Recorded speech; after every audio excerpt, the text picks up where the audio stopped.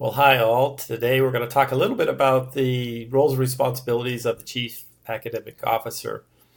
Depending on the campus, this person may have different titles, including Vice President of Instruction, Provost.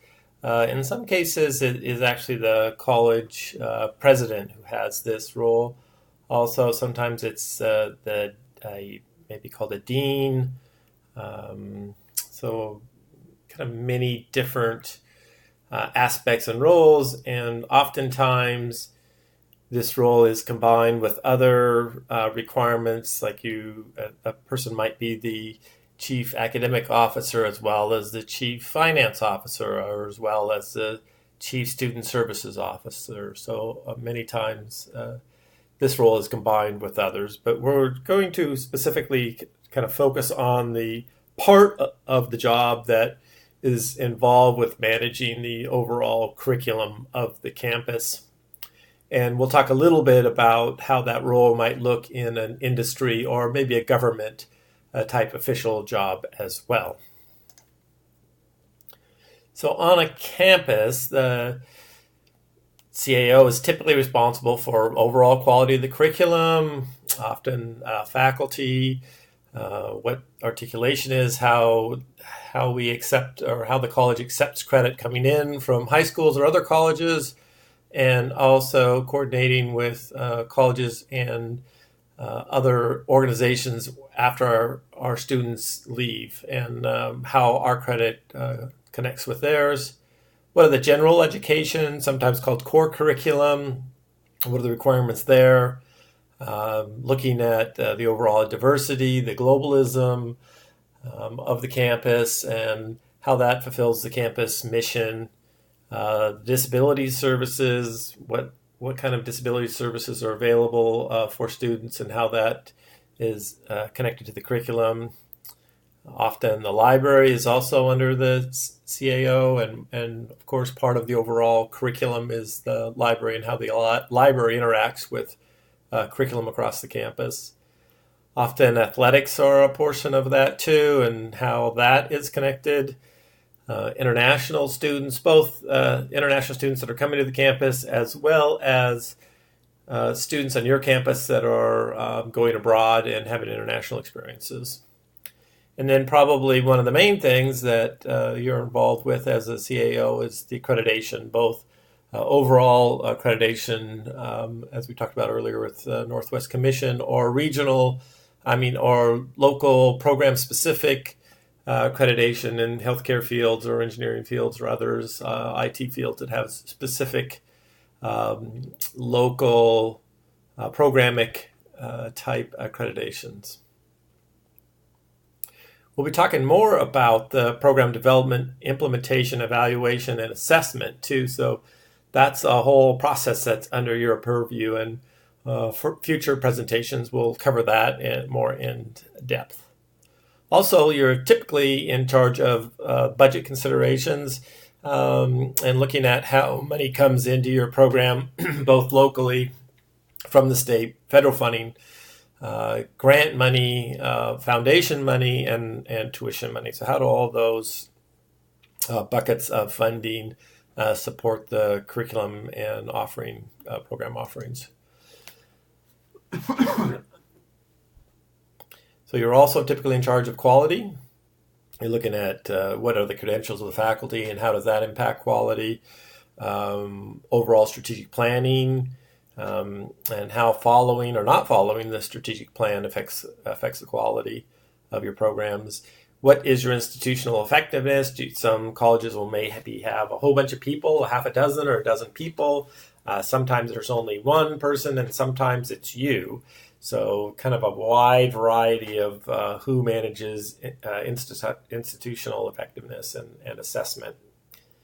And then are there specific policies, procedures, and practices in place that govern quality, and and those might be at the campus level, at a district level, and state, regional, federal level. So what are those policies, and how do you manage those and ensure that you're in compliance with those?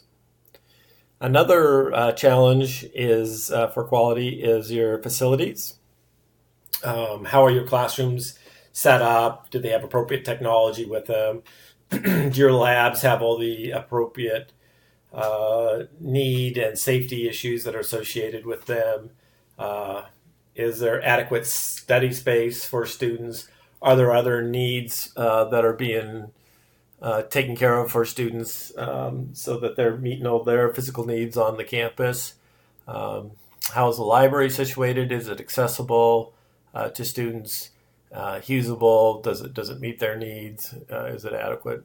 And then, of course, equipment. Is equipment up to date? Is it routinely updated and maintained? Especially in a lot of IT areas, this can be very expensive to maintain equipment, and then also the software that's associated with a lot of IT areas. And then what's your program review process? How often do those happen? Is it done internally? Do you have an internal group that works on that? Or do you hire somebody from the outside that comes in and does the program review? What's the follow-up process once your program review or internal assessment has been completed? Does that just sit on the shelf somewhere, or is there an active plan on what happens with that? Is it connected with the next program review? Do you follow up with that? Articulation is also an important factor that you'll deal with. How, specifically, probably one of the bigger one is students coming in an institution. So depending on what kind of an institution you are, there are different things you'll be looking at for students that are coming in. For a community college type, it's really a placement test, kind of assessment of where they are and where they can start, and how does that impact students taking a placement test. How accurate are those? Are they appropriate? Do you have programming that appropriately meets the testing? So is the testing and the testing requirements and the level required, is that somehow connected with the actual curriculum within the college, and how do those two match? And kind of who makes those decisions as to what level a student would need to place on a certain test to enter certain classes, college level or below college level. So how does all that work? For those that have competitive acceptance, you have SAT tests, grades, other things that will determine the essays that determine what students will come in and how you place your values on that, and do those values meet your college mission, so that you're getting the students that will help you meet your mission, and are you following those? So does your admissions process and testing, does that match what you're saying you're trying to do with your mission? So kind of thinking through those sorts of things. And another piece is prior learning assessment. So for folks that are coming in that already have some sort of prior learning, veterans that have had maybe lots of training, is there mechanisms in place to help them earn credit for that knowledge they already have, or do they have to retake everything? So, for example, if somebody was in the military and they were repairing military vehicles for 10 or 15 years, and then they came into your automotive program, would they have to start all over again, or could they get some sort of credit and be placed somewhere farther down the continuum with all the experience and training that they've had in the military? Often there's non-accredited training and education. How do you account for that? Can you give credit for that or not? And how does that work? There are special tests like CLEP tests and others, and ACE and these. How do those work within your campus? And then, of course, you have the internal training for at high schools, such as college in the high school, and then the external where they come to you, Running Start. These are some Washington State programs. And then a lot of you are familiar with advanced placement credit. So how do you work with high schools to kind of coordinate those things? And talked a little bit about non-traditional students. And again, they're important to consider. Are you serving them? Is that meeting your mission? And are you thinking about prior learning for them? And if they're first generation students, are you making appropriate accommodations for them to be successful?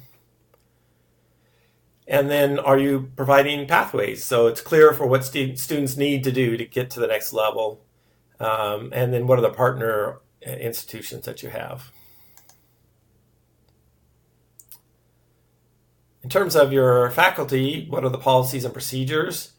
Do you have very clear tenure processes? How long is that? How does it work? What are the policies and procedures?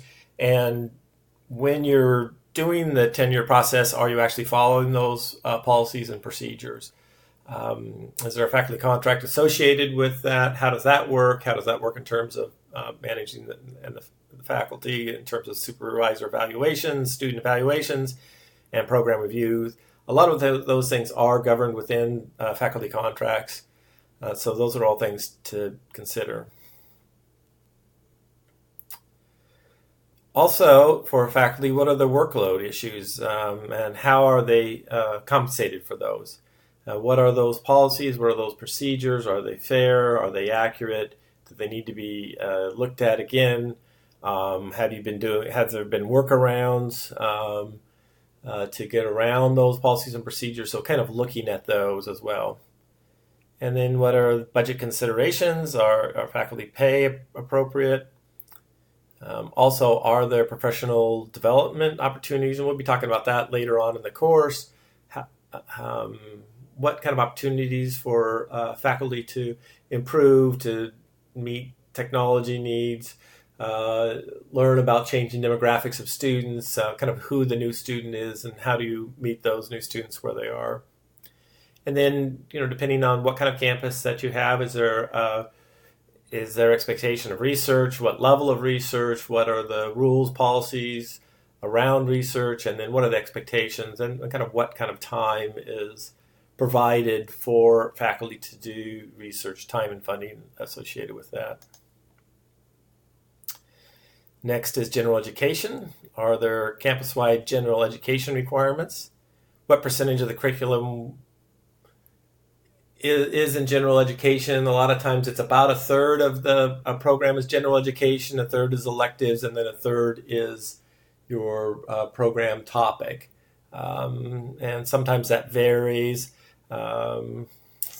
depending on the program. So sometimes there's exceptions for programs that are very heavy in certain areas, such as healthcare, where there's a whole lot of anatomy and physiology and biology and things like that to get them through. So there may be sometimes less humanities and some of those things to get the students through. So are there exceptions, and how does that work if there are exceptions? And then what are the learning outcomes and how are those measured? So are there specific learning goals or outcomes associated with that core curriculum or general education, and how are those measured and delivered? Are there prerequisites for these programs? So again, back to the initial testing, placing testing. What are those prerequisites? Are they consistent? Are they necessary? Do they help prepare the student appropriately? And then who's in charge of the general education? Is there a curriculum committee? Sometimes there might be a curriculum committee at the campus level or district, or in the state of California, there's a statewide curriculum type committee governance issue or opportunity. And then how are they assessed, and how are they kind of connected with the program, and sometimes are they co-opted? Are they integrated into the overall curriculum, embedded, or are they a discrete set of classes? How do those all work? We'll be signing off for now and then checking back and following up for the rest of the presentation momentarily.